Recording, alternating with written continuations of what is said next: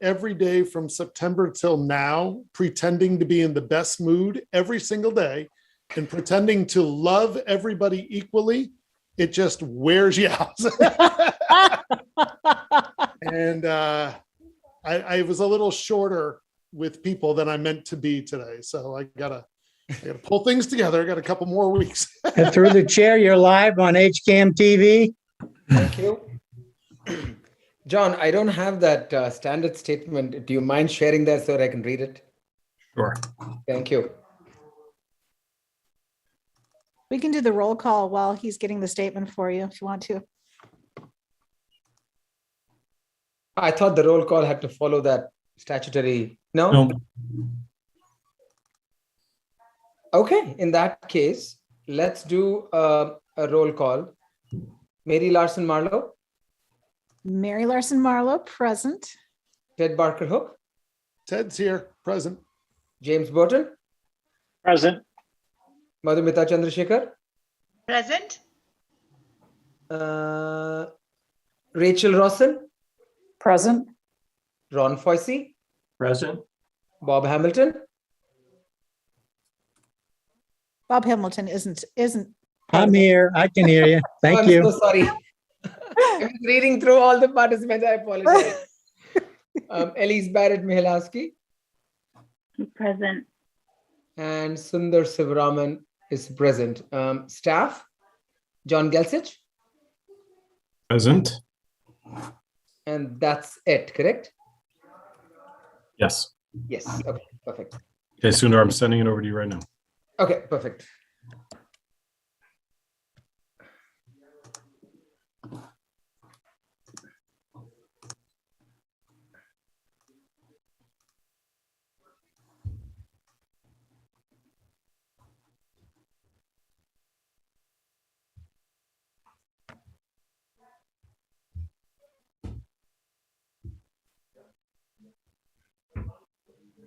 Done? I haven't seen that yet.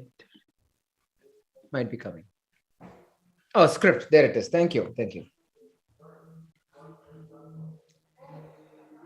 Good evening. This open meeting of the Zoning Advisory Committee is being conducted remotely, consistent with the recently signed Act extending certain COVID-19 measures adopted during the state of emergency. This act includes an extension until April 1st, 2022, okay, of the remote meeting provisions of the governor's March 12th, 2020 executive order, suspending certain provisions of the open meeting law. The law has two major parts. First, the new law allows public bodies to continue providing live, adequate alternative means of public access to the deliberations of the public body, instead of holding meetings in a public place that is open and physically accessible to the public. Adequate alternative means may include, without limitation, providing public access through telephone, internet, or satellite-enabled audio or video conferencing, or any other technology that enables the public to clearly follow the proceedings of the public body in real time. Second, the new law authorizes all members of a public body to continue participating in meetings remotely. The open meeting law's requirements that a quorum of the body and the chair be physically present at the meeting location remains suspended. For this meeting, the Zoning Advisory Committee is convening by video conference via the Zoom app as posted on the town's web meeting calendar and the ZAC meeting agenda identifying how the public may join. Additionally, the meeting may also be broadcast by HCAM through one of its many channels or platforms. Please note that this meeting is being recorded and some attendees are participating by video conference. Accordingly, please be aware that others may be able to see you, and take care not to screen share your computer. Anything that you broadcast may be captured by the recording. Basic business ground rules. I will introduce each item on the agenda. If members wish to engage, please do so through the chair, taking care to identify yourself. Not every agenda item will feature public comment. For the items with public comment, after the members have spoken, the chair will afford public comment as follows. The chair will first ask members of the public who wish to speak to identify their names and addresses. Once the chair has the list of all public commentators. They will call on each by name and afford 3 minutes for any comments. Finally, each vote taken in this meeting will be conducted by roll call vote. Thank you. With that, we jump on to the agenda.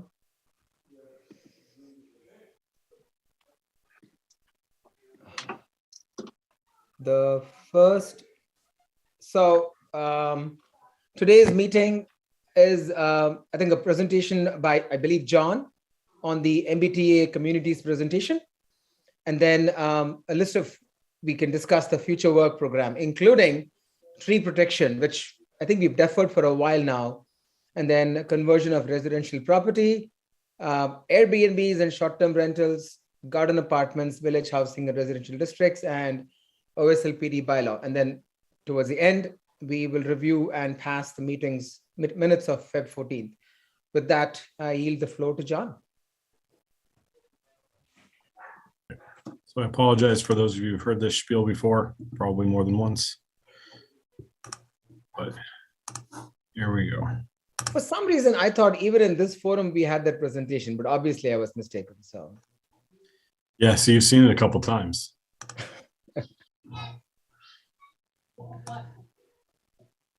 All right, can everyone see that? Yes. There we go. Is that better? Beautiful. All right. MBTA communities. The controversial topic right now. So what is an MBTA community? Just to give you some background on not just the program, but what makes up the participating communities. So an MBTA community is a community that either had service in the past under a certain system, or more likely currently has service, whether it's through the bus service, express bus, T, or the commuter rail. So this will cover 175 communities in basically central and eastern Massachusetts. So it's not an insignificant amount. This gives you a nice visual of the communities. You've got the dark blue and the blue are the inner core. They're served by either the bus or the subway. Then you've got the dark green, which are the commuter rail towns, the ones that actually have the commuter rail in them or are have the commuter rail within half a mile of the borders. And then the light green are the MBTA adjacent communities. And this will come into play, these different categories, when we're determining how many housing units the proposed zoning district needs to cover. This is just a little bit of background. I'm not going to go through this one. It's the law itself and what the establishing language. So what is MBTA Communities Initiative? It is an initiative that's focused on zoning. It is essentially the state trying to focus development around transportation nodes. So a very common and basic tenet of planning, you want to have as much density of residentially around transportation so that you don't have a lot of traffic. The law does not require the units that are required under the law to be constructed, just that the area is zoned for it and provides the ability to develop these units. A town will not be out of compliance if no one ever builds it. You're only in compliance if you've got the regulations that allow for it.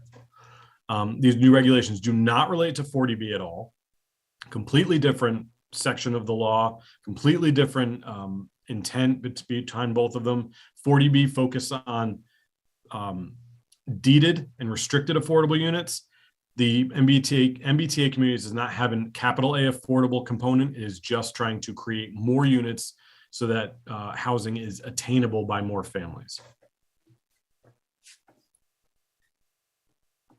And then all municipalities that are categorized on that map that I showed you in a previous slide need to comply, otherwise they can lose funding from the state. And we'll go through that a little bit more right now.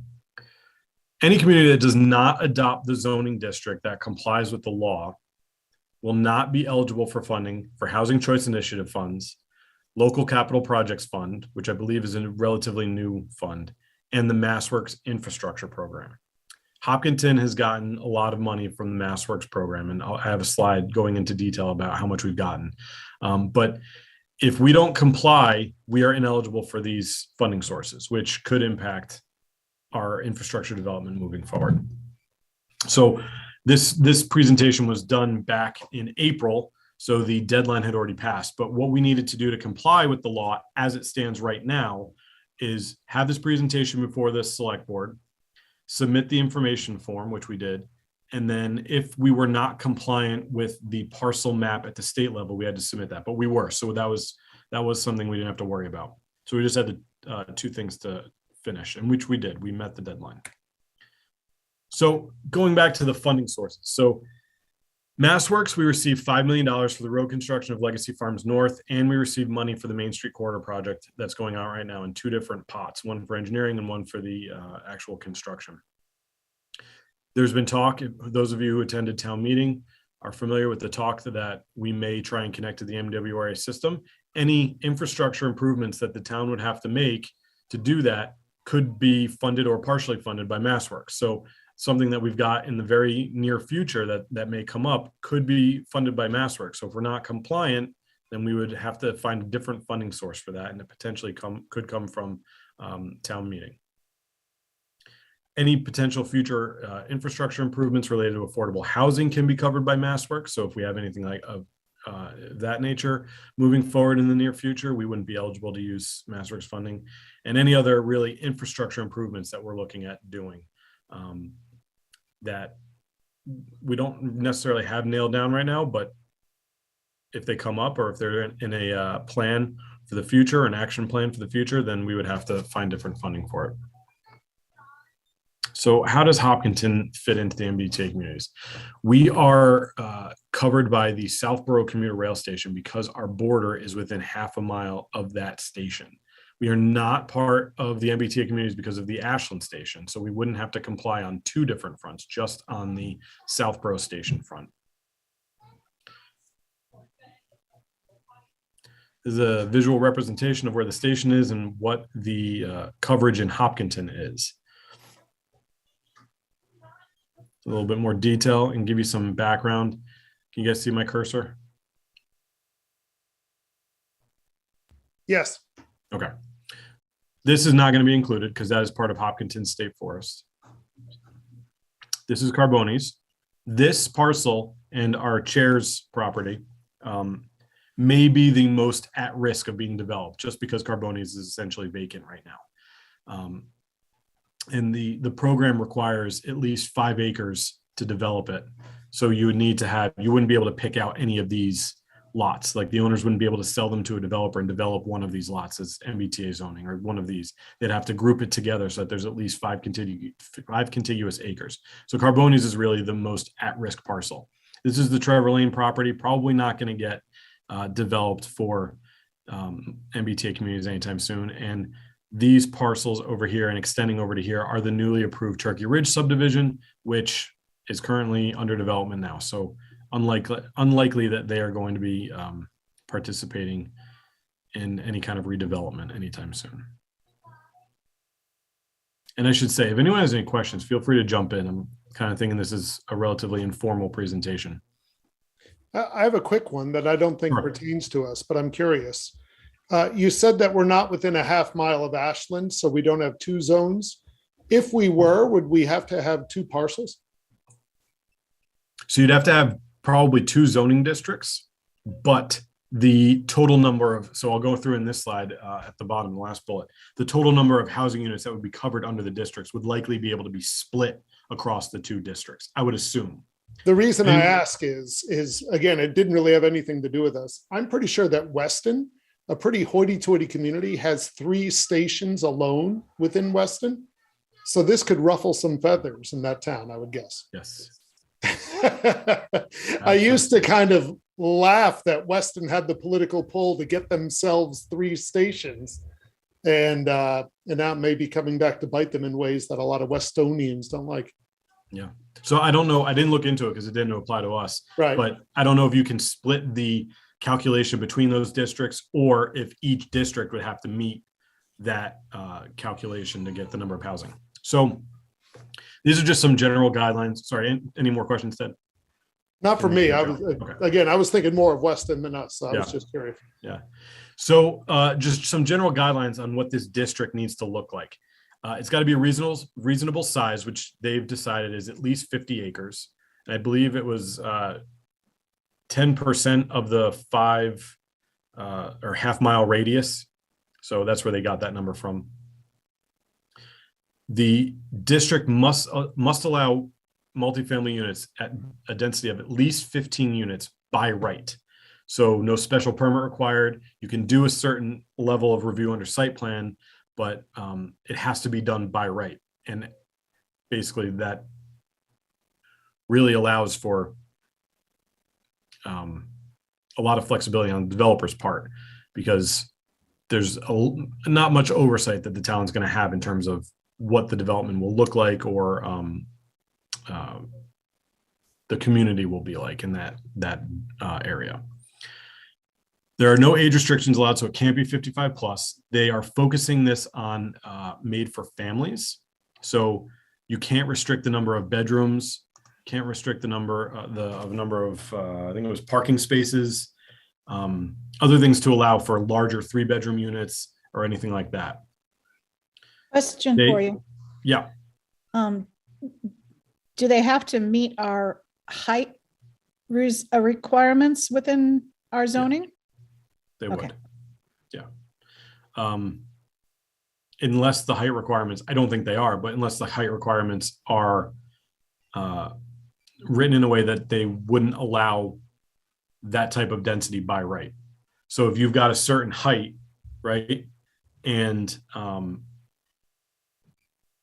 so I'll say it this way, and then I'll go back to a different thought. So if you've got a certain height over the certain acreage, if that density isn't 15 units per acre, or as you'll see later, 20 units per acre, then that wouldn't be allowed. But in reality, and this is my second thought, in reality, we're writing a whole new zoning district. So the height is going to have to be whatever it's going to have to be to allow it in that district. So if we have a 50 acre unit, so they don't have to comply with our height restrictions. well, they will, but it's going to be whatever we write the height restrictions to be in this new overlay district. Oh, because it's a new district, you can have Right. It's not going to be Okay. the underlying zoning district. We have to create a new overlay district. Okay. Because So, our zoning right now, as it stands, doesn't allow this density. well, obviously, yeah. But I mean, I was wondering whether or not it was the density alone that was being changed, but it's everything related to making that density possible Right. that because has if to be you- changed. If you don't practically allow for that density because of Yeah. some other zoning restriction, then Yeah. that's not by right. Okay. They'd have to got get a it. variance, right?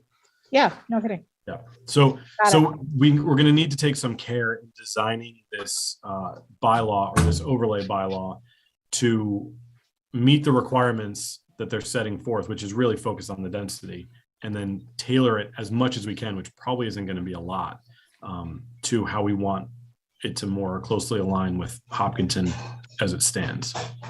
Okay. Yeah, sorry if that was confusing. No, that's okay. Yeah, This it's is a wholly this is my separate- second or third time. I mean, seeing this, but it's Yeah, the it's first a time whole I'm separate district. We're not trying to like squeeze it into the underlying district. We have to draw out a whole new district or overlay district to allow for this. Got it. Yeah. So we have to allow at least 15% of the total housing units in town. So we have our last SHI that the state has says is we have 6,645 units. 15% of that is 997 units. So what that means is that we either have to have a district not of 50 acres, but of 66.5 acres to allow for 15 units per acre, or we can have a district the size of 50 acres, but then allow for 20 units per acre. Because we can't get that 997 units, we'll call it 1,000. We can't get that 1,000 units into a 50-acre zoning district at 15 units per acre. Does that make sense? But John, I have a question. So you said that this is a brand new bylaw. The height restrictions are something that we would define. Yet the state has determined that 50 acres is a minimum size of the zone. Conceivably, we could decide that, again, I'm making up something here, that a 20-story building could be built, and we actually don't need 50 acres. We could build a bunch of them. So are these requirements in conflict, or is there a conscious decision to make this 50 acres with the understanding that maybe we will not build a 10 or 12 acre building? Is that? So I don't quite understand your question. The density and the height are going to be two separate things. Okay. So theoretically, a Newton or a Watertown, which are going to have higher requirements for housing because they're inner core, they may allow a 20-story building. Okay. I don't think Hopkinton's going to allow a 20-story building. Okay. But we need to allow a height that will provide for the density that we're required to have, which is 997 units. Got it. Okay. John, Yes. do you happen to know what the density of the apartments over at Windsor by the Spoon? Well, what is that density of that development? I don't, but I'll go over that. I'm going to talk about that and Woodview at Legacy Farms too. So I don't know what the density is. I think we did the calculation a couple weeks ago, and it was less than 15 units per acre. But there's other issues with that development that wouldn't allow it to qualify for this. Oh, okay. I wasn't even thinking that. I was just trying to picture what a new development might look like. Yeah, that's a good question. I can definitely find that out to give you a picture as to what 15 or what that would be compared to 15 units per acre. They provided some photos of 15 unit per acre developments, but I didn't think they were very, very good because it was not the whole development. It was like this unit is, viable at 15 units per acre, but without seeing how many of those units you need to actually get 15 units per acre, it's not a very good visual. So I can try and find something that is a better visual. I'm sure it's out there. I have a question. Yes. When we're talking about this, I'm picturing those apartments that are by the Ashland train station. You know what I'm talking about? I think it's like Sirius or Cirrus. Have you guys ever been down there? Yep. Yeah. Yep. Yeah, I recently drove through there. Is this sort of like what they want? Like a giant building with a bunch of units, like right next to a train station? That's sort of what they're picturing? So, I mean, yes and no. Anyone at the state level will say, no. There's a lot of variety that you can have in terms of development that's at 15 units per acre. You can have townhouses, you can have these garden apartments, you could have a multi-story building, you can have all of this stuff. In reality, depending on how much land a developer can actually get in Hopkinton, right? If a developer can only just get texted Brooks to talk, ask him about something, and then he messaged me. No, I lost my train of thought. If the Carbonis property got developed, and that's really the only development that's the parcel that's able to get developed, maybe they would go at a higher density because they can. But that doesn't mean they're going to be a 10-story, 20-story building. They may think that we can do townhomes that would work better on that site. But one of the requirements was that it must be family friendly. So I'm assuming they want at least 2-bedroom apartments, because I wouldn't consider a 1-bedroom apartment a family friendly apartment. Right. So they're going to leave it up to the developer that you have to allow for 3-bedroom apartments and family friendly apartments. You can't restrict the number of bedrooms. So you can't establish a zoning district that says you can do 15 units per acre, but you can't do any more than 2 bedrooms on any parcel, right? They're not allowing that. So they're saying you can do 15 units per acre and then leaving it at that. So if a developer thinks that 3-bedroom apartments are more profitable, then they might do 3-bedroom apartments. If they think that 2-bedroom apartments are more profitable, they don't have to do 3-bedroom. There's no requirement to do 3-bedroom. It's just that they have the ability to if they want to.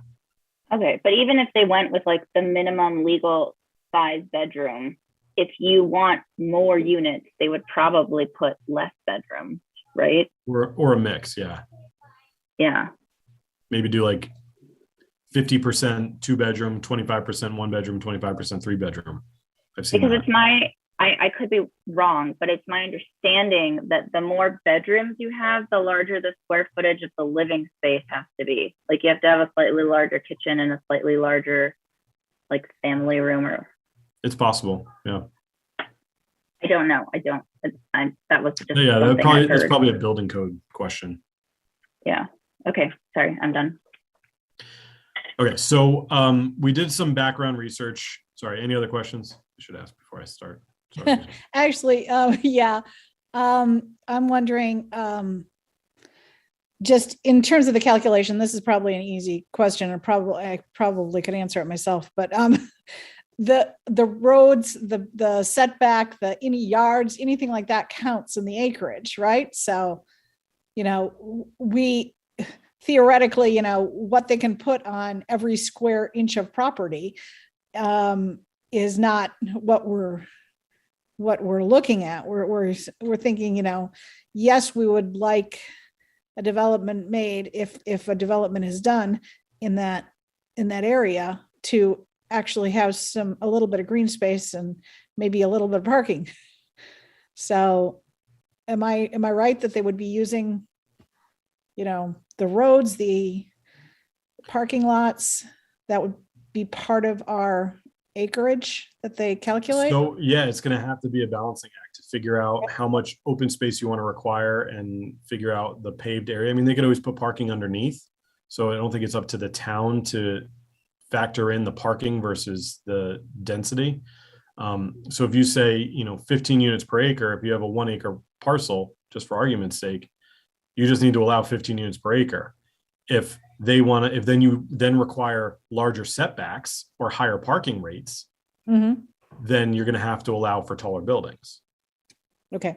Because theoretically, you can't have anyone who's doing a calculation to see if you comply is going to factor in the setbacks. And they're going to say, here's your building envelope. So you require 15 units per acre on a 1 acre parcel, but half the parcel is taken up by setbacks that you can't build in. So then do you allow for the height to go up high enough to fit the 15 units on that 1 acre? If not, then you're not compliant. You're not practically or realistically allowing 15 units per acre on that parcel. Yeah. But in terms of parking lots and roadways, that's a good question. That's a good question. That's something that we can definitely ask the state when we have a chance. And hopefully they'll have more guidance about that. One of the things that we've asked for is a model bylaw. So once they develop a model bylaw, we can really just tinker with it, get it to where we want it, and then put it into a town meeting. But then if we have to figure it out on our own, then it's going to obviously take a little bit longer and probably have some more misreads. Anything else? Okay. So we looked internally to see if any other parts of town could qualify as this district, because they were kind of gray, but now they've cleared it up a little bit more. They said you could potentially locate the district elsewhere in town if somewhere else in town already meets all of these requirements. Then they said, well, you really can only do at most half of the district. Half of the district needs to be within half a mile of the train station. The other half can be somewhere else as long as it meets certain other requirements.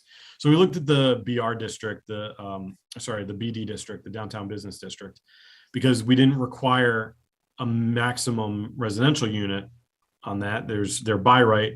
However, they need to be done as a mixed use development. You have to have commercial on the ground floor and then residential above. So we're like, that doesn't really allow residential by right. It allows residential mixed use by right. Also, the other problem is it is not even close to easily accessible pedestrian wise to the train station, because you'd have to walk all the way down Cedar Street, and there's no sidewalk on Cedar Street. So because of those two things, we really ruled out the BD district as possibly fitting this requirement and maybe allowing us to split it up. So we do 25 acres up by the train station and 25 acres downtown.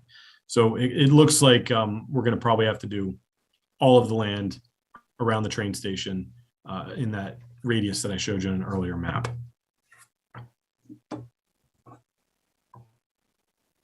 So this is, Ted, what I was talking about. We looked at whether these developments would already qualify and comply, and then we wouldn't have to do the district elsewhere. Legacy Farms, the Woodview at Legacy Farms, and then Windsor at Hopkinton. Both of them won't qualify for a very simple reason. Windsor at Hopkinton was a 40B and limits the number of bedrooms. and Legacy Farms was developed under master plan special permit. So neither one of them were allowed by right. And we wouldn't really be able to change the development to allow those by right now that they're already developed, because I doubt that would qualify. And they Like I don't have said- easy access to the train station anyway. That as well, yeah. We looked, like I said, we looked at the downtown business district, but that really wouldn't work. And so what we've realized and concluded is that it's very unlikely Hopkinton would be able to qualify to split the district, and we're going to have everything within half a mile of the train station. So these are just some other technical details I probably have covered in the body of the rest of the presentation. We can't limit size of the units, number of bedrooms, size of the bedrooms, or number of occupants. That's really promoting the family-friendly developments. Has to be allowed as of right, so they don't have to get special permit, variance, any kind of approval from ZBA or planning board. They can do site plan. We can do site plan review, but only on certain things. So vehicular access, architectural design, and screening. So we are not sure how stormwater comes into play. I think it would be a big misstep if the state doesn't allow us to require stormwater management permits for these types of developments, but we haven't heard anything about that yet. So we need to talk to the state a little bit more and get some guidance on that. It wouldn't prevent anything from being done by right. It would just really manage the stormwater management system on site. But we also try and do that through site plan. And if that's going to be limited, we don't know how the stormwater is going to be limited. We can be doing overlay districts, or we can do underlying districts, and I don't think this is going to be a problem for us because we've already figured out where the overlay is going to be. You can't do separate parcels that aren't contiguous. You have to have at least 5 acres of contiguous land to be considered part of the district. So John, when you say that they don't have to come by right, things like subdivision regs and all those things don't apply in this situation at all, do they? Yeah. Okay. So yeah, But they still, do they need to come in front of the planning board at all to seek any kind of permission? potentially. So maybe Okay. for a stormwater permit, and then I would assume since we have some authority under site plan review, they'd have to come before even a modified site plan review process. Okay. Yeah. Okay. So this is a little out of date because we've already passed this deadline, but the next steps are to meet all the requirements, which we did. Discuss the requirements of the district, and internally means internally me and the other people in the planning department, but also Zach, and try and figure out what this district can look like. I think we really should hold off on any discussions until we get some guidance and a model bylaw, because otherwise we may just be doing a lot of work that isn't really necessary later on if it's going to be done at the state level for us, and it'll help clarify what they actually want versus us trying to figure out what they want with limited guidelines. And then we got to begin the town meeting process for approval of the zoning district once Zach is done with that and planning board is done with that. And it's looking like it's going to be 2023 or 2024, probably not 2023, not annual town meeting at least, because we really haven't gotten a lot of guidance on the next steps and deadlines, but maybe 2024.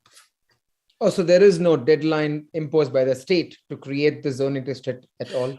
Not yet. So right now they've only got the to comply right now. And that was giving this presentation, filling out the form, and making sure your maps are accurate. Okay. At some point in the future, they haven't told us when. Excuse me. At some point in the future, they're going to tell us the next deadline. And we don't know what that's going to be, whether it's having a draft zoning article that can be reviewed by the district attorney, or if it's passing a draft article at town meeting, or what. So we're waiting. That's really what we're waiting on to see where we need to go next. So we're kind of in a holding pattern at this point. And I don't think it's really productive for Zach to talk about the details of this until we get a little bit more guidance. And that's what I got for this presentation. Any questions that haven't been asked throughout the process, happy to answer them now. Are there any legal challenges to this? Not as of my knowledge yet. I don't think it's set in stone enough for anyone to actually challenge it legally. I'm curious. I'm not philosophically against this. I think that we want to have a country where more people are taking commuter rail and things. But I'm curious where in the State House this began. Does this come from urban communities wanting, I don't know, a chance to get out of the city and go out into the suburbs? Does this come from the MBTA saying we can't pay our bills? Do you know what the impetus for this was? That's a good question. I don't. So the Housing Choice Initiative, which began before this MBTA Communities, the MBTA Communities is like kind of part of the Housing Choice Initiative.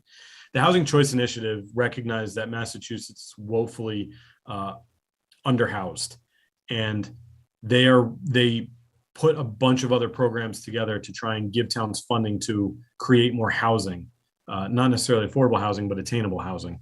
And so this is probably just a more aggressive offshoot of that initiative. My read on it is that this, and I don't want to get kicked out of town when I'm proven wrong on this, but my read on this is it's really focused on the inner core communities right now, providing more housing in those communities where the density is going to be higher. There's more to lose on their part because they get a lot more MassWorks funding. Hopkinton is kind of along for the ride at this point. Because we're basically already developed around the train station, we're probably not going to see a ton of development happen really quickly. It's going to be moving from Boston outward. And that's just really also a function of the demand for housing. You have more demand for those communities so that people can travel into Boston. There's going to be less demand in Hopkinton.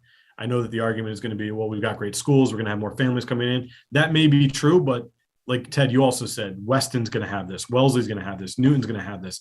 Other communities are also, I think Sherborne and Dover are going to have this. Other communities that are also competitive educationally with Hopkinton are also going to have to comply. And so it's going to take a little bit of the load off of Hopkinton's shoulders moving forward. Another part of my read on this is that, and this is a little hyperbolic, but when global climate change really starts affecting coastlines, and Hopkinton is now a coastal community and we've lost towns, this is going to be in place in the future to provide an outlet for the housing demand that may crop up in towns like Hopkinton. It may not be there now, but as more people move to the state, there may be even higher demand than there currently is. So this is kind of putting it in place when the demand isn't quite there yet, so that it's in place, towns can think about what they actually want. And then when the demand actually happens, it's in place and people can do what they need to do. You've got towns like Grafton that have the train station next to Tufts, and I forget what that development that's going on right now right across the street is, but that is probably going to happen a lot faster than anything in Hopkinton because you've got the available land. I think Westboro already has a development that may or may not meet these requirements within half a mile of the train station. But even if it doesn't, they can put what we're going to do, essentially a zoning district in name only, on top of the current development that's there. And then if it becomes profitable enough for a developer to tear down what's there and build something else, then that's going to happen. I don't think that's going to be anytime soon. So I think it's really focused on the inner core communities. And the ones that are within 95 rather than 495, because that's where the bigger demand is, the more, the higher potential for redevelopment, and just the more opportunities for transportation nodes rather than the one we've got near town. They've got, a couple. Again, that's just my read on it. Don't run me out of town. Right, of course. Your read's probably better than anyone else in this room. So. Definitely. Yeah, I don't think that there's, I personally also, don't philosophically disagree with this concept. Housing is horrible prices and very hard to get for people. So I see the state. I see the point of the state, what they're doing, trying to say, you're not all going to live in the city, but let's make it possible for people to commute via commuter rail and so, and then let's make a bunch of towns be creative about it, figure it out. So, but even with the Carboni property, not all of it is developable because there's wetlands there. So say 15 units an acre for the, 8 acres that are there or something like that. It's not, we're not talking thousands of units. And, Yeah. and again, it's not going to happen tomorrow. So. Yeah. That's a good point too. Also with the Carbonis properties, there's no water or sewer. So as of right now, they'd have to have a wastewater treatment plant on site. They'd have to have enough room for wells. That may change with the MWRA connection that the town voted at town meeting, but that's still in the future. And we don't know if that's going to actually happen. That also doesn't solve the wastewater problem. So they may be allowed to build 15 units per acre. They may not be able to build 15 units per acre just because of the infrastructure requirements. So, and I mean, that's not going to be any different if a group of the single family homeowners on Lincoln Street decided to group together and sell their land. There'd still probably be water and wastewater issues that would practically limit the number of units that could physically be built on that property. Through the chair. John, is there any way that the center school property could be used in implementing this somehow as that half of the units developed away from that half mile? Probably not, because it doesn't have pedestrian connectivity to the train station. If there was a regular shuttle that ran between downtown and the train station, maybe that would satisfy that requirement. That's something we need more guidance on from the state too. And then we'd have to set up, a shuttle system.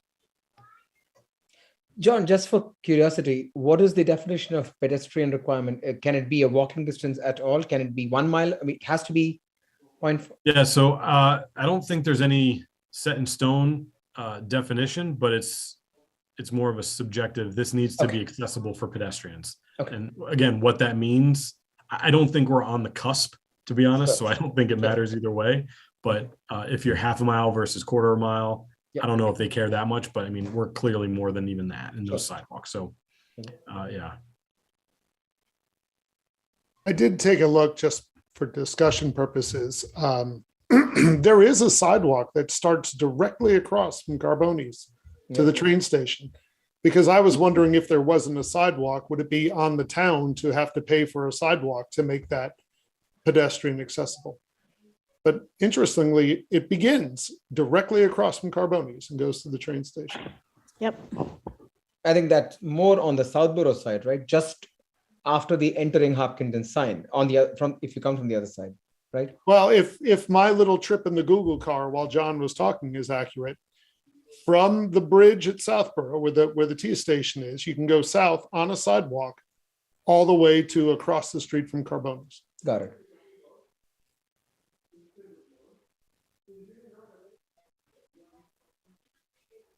Or Curtis's house.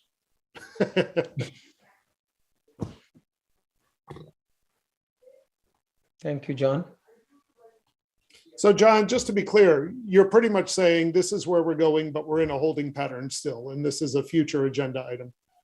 That is accurate. Yeah, I think until we get some more guidance or a model bylaw from the state, there's really not much we should be doing. Yeah. Aside from just educating ourselves on the requirements, any changes in the guidelines, that kind of stuff, because we don't want to move forward an article that we developed ourselves that doesn't quite meet all the requirements and have to start from scratch. It's going to be better to get a model bylaw that we can tailor to make sure that we're including everything that's going to be required at the state level, and we won't have to do this process twice. It's been a while since Ria was with us, sadly, but she used to talk about getting electric buses in town. And for a little while, we were talking about Liberty Mutual and what could become of that. What's going on with the buildings at Liberty Mutual? If there was an electric bus shuttle in town, what's going on with, I know all about the solar farm behind it, but what's going on with the buildings there? I haven't heard anything recently. I believe they're trying to lease them out and find a tenant, but I don't know. Oh, so the people who bought the solar farm or developing the solar farm bought the building as well, sectioned it off, and has now and sold it to a different company. So they don't own it anymore. Okay. So it's another company that's actually trying to lease it out.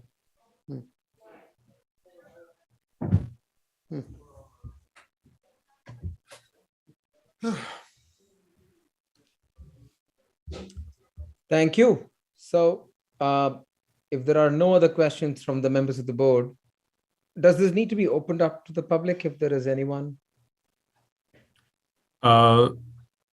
So Zach doesn't, it's not a public hearing, so no, but if you want to, there's nothing stopping you. Anyone having any questions from the public?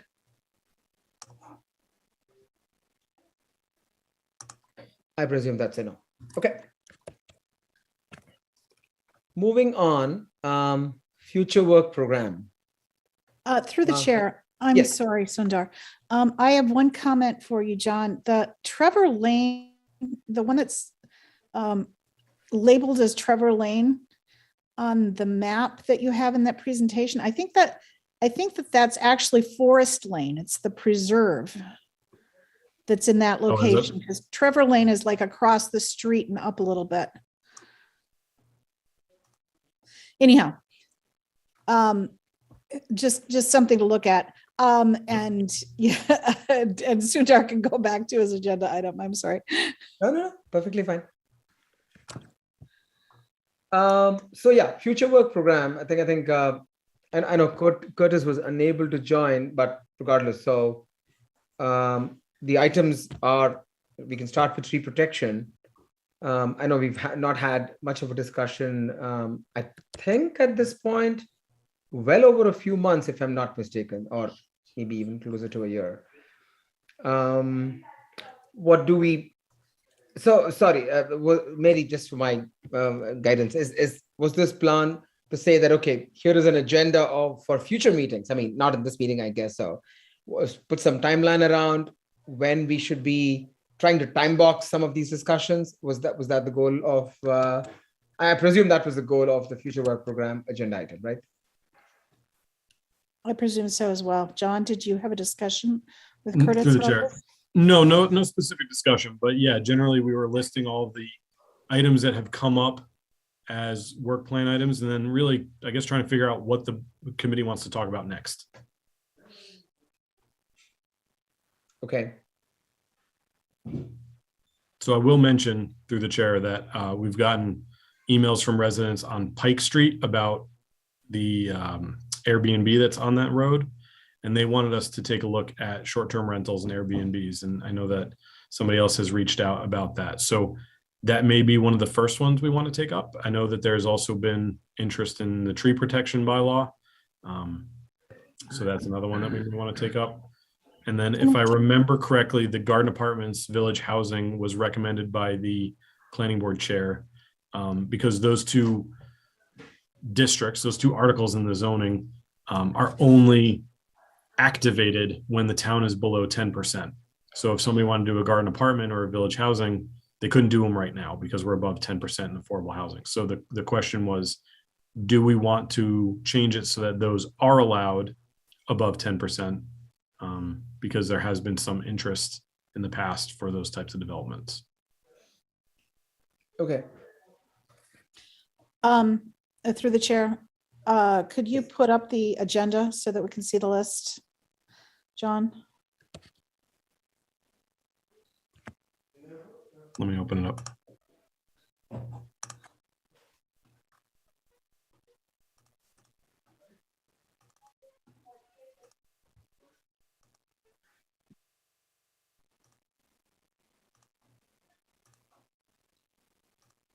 Thanks.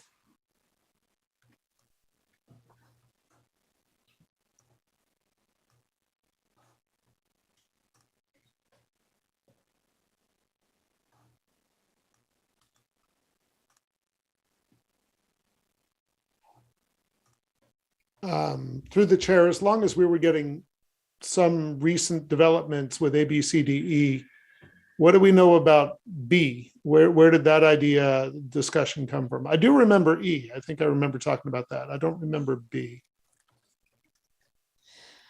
The conversion of residential property, if I may, through the chair. Of course. That was kind of a next step discussion in terms of making some of our zoning more accessible, I guess, making housing development more accessible, smaller units, more dense units in certain areas. So this was kind of next on our agenda. I would suggest that it be talked about kind of in the same time frame as the garden apartments, village housing, because there's a lot of overlap.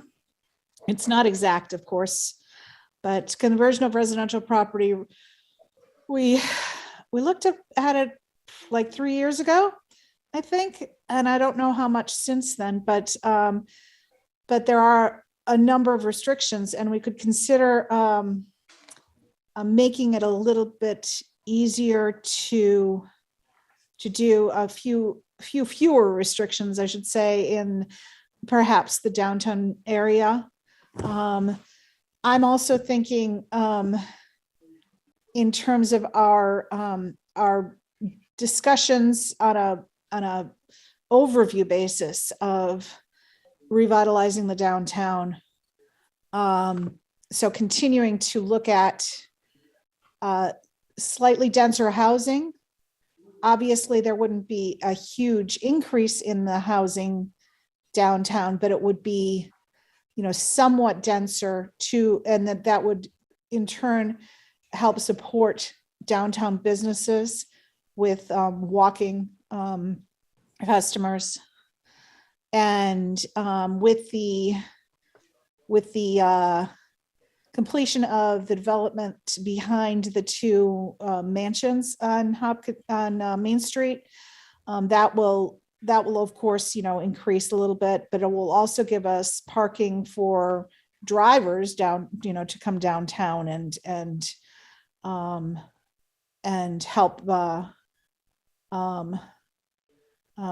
shop at those businesses downtown. And with the downtown corridor project, this is all, it's all tying in together. I think that we could do a discussion of the residential property in the same area. And that it's going to be piecemeal. It's just going to be whenever a property is considered for conversion from a single family home into a rental property, and making sure that we have the proper parameters around it, but also making it more attractive to happen in a nice way for the downtown area. Almost immediately after I asked, I remembered some discussion and making comments about my neighborhood and what I've seen when properties have become rental versus homeowner living in them. But still, that was all very helpful. Thank you, Mary. Sure.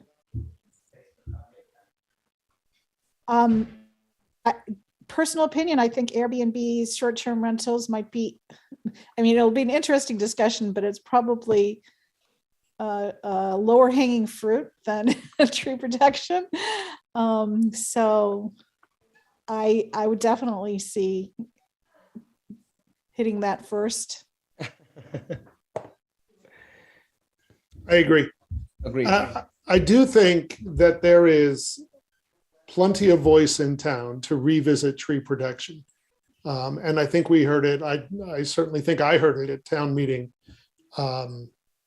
regarding the citizens petition that was soundly defeated. But the comments over and over and over again were, I think this is a shame. I think this is terrible. We're losing these trees. I don't like the way this all went down, but our hands are kind of tied. And those comments came from both ends of what I see as the Hopkinton political spectrum. So I do think that there is a place to take that up again. And I'm with you on the low hanging fruit, but I would love for us to have a goal to have another proposal to the planning board for them to consider for town meeting 2023. Through the chair, if I may ask Yes, a question. Yes. Do we have any current bylaws about tree protection, or like if someone clears trees, do they have to replant a certain number? It is not specific to anyone cutting trees needing to replant. There's certain things within certain subdivisions and some other bylaws. So certain types of development that the planning board can have some remediation. Okay. But we actually had a drafted tree protection bylaw.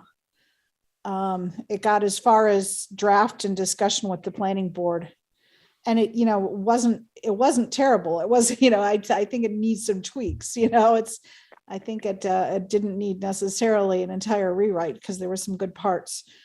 But there was good consideration not to take it forward at that particular time too. So the only other tree protection is on scenic roads and only within the right of way because they're protected under the scenic road bylaw.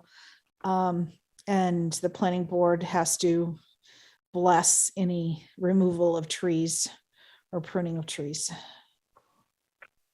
Okay.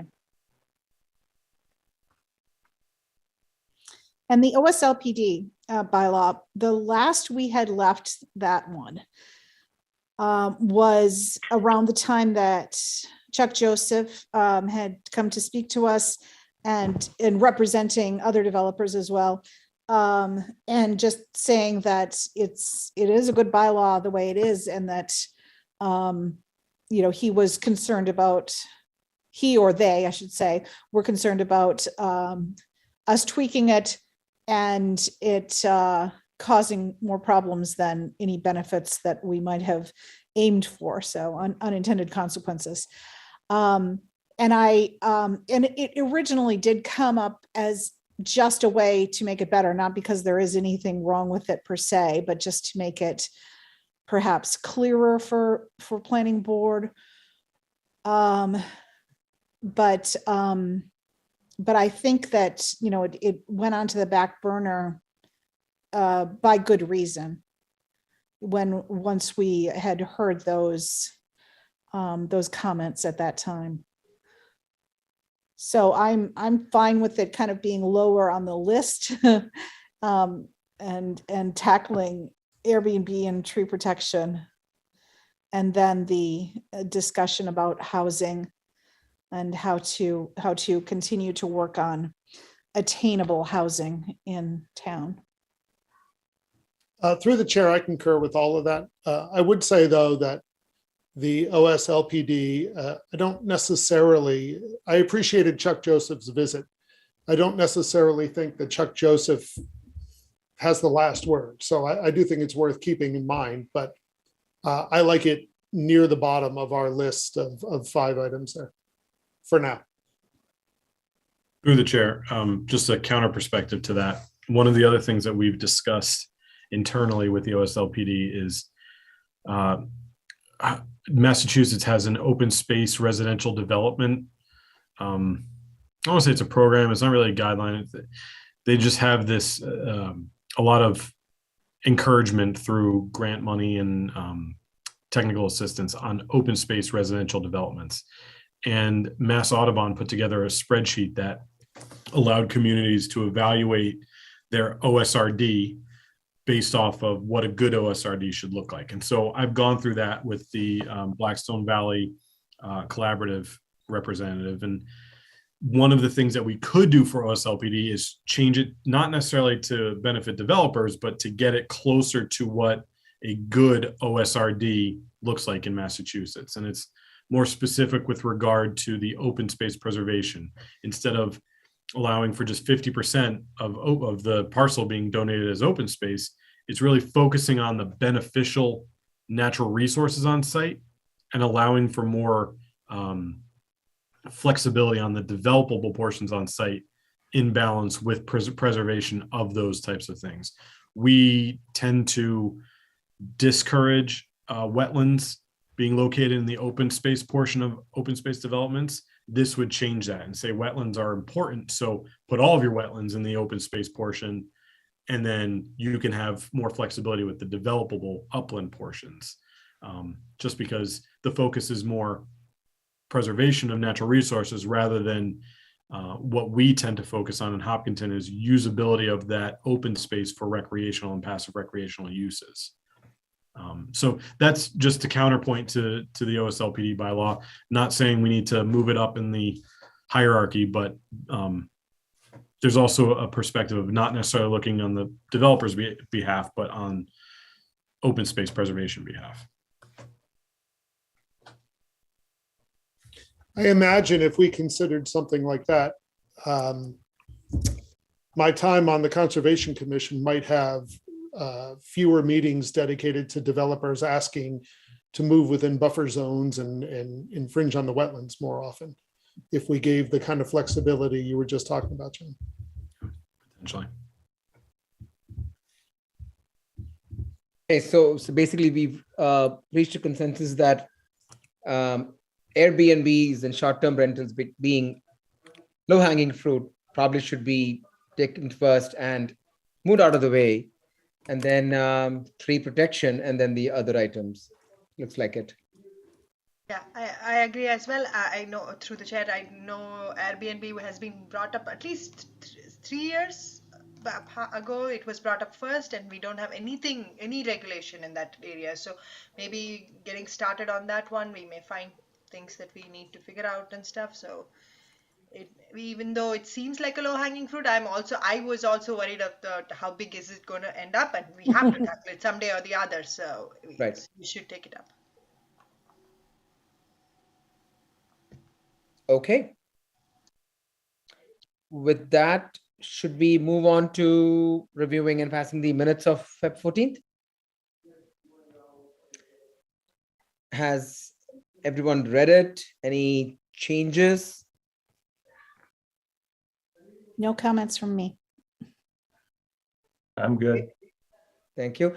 Can I have a motion to pass the minutes of Feb 14th? Sundar, I'll make that motion. Second, Mary Larson Marlowe. Thank you. Let's put it to a vote. Ted Barker Hook. Sorry. Ted Barker Hook. That's fine. Aye. James Burton. Aye. Mary Larson Marlowe. Aye. Elise Barrett Mihaloski. Aye. Mbta Chandrasekhar. Aye. Rachel Rosson. Aye. Ron Foisey. Aye. And Sundar Subramanian is an aye. Did I miss anyone? Sundar. Yes. How do you get Elise's last name like that? Madhu's last name like that? Sorry. And you trip on Hook. Where I come from, Sivaraman and Chandrasekhar and Subramaniam, just roll off your tongue. Oh. The chair.